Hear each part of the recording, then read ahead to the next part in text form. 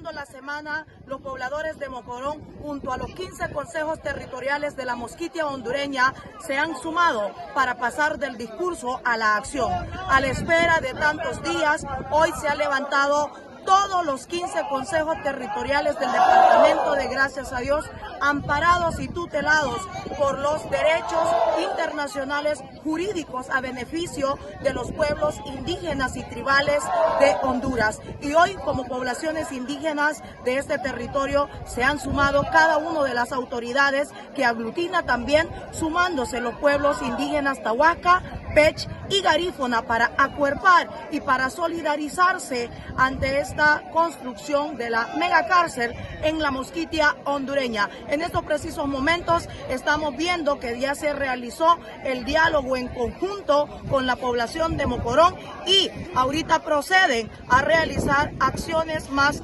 precisas y acciones más visibles para hacer el llamado a la población, a las autoridades correspondientes que están en el proceso de la construcción de la megacárcel, a tomar la decisión no negociable de decir no a la cárcel. Esto es lo que está pasando a esta hora de la tarde, noche también, aquí en el territorio de Mocorón, Consejo Territorial Fismo de la Mosquitia hondureña.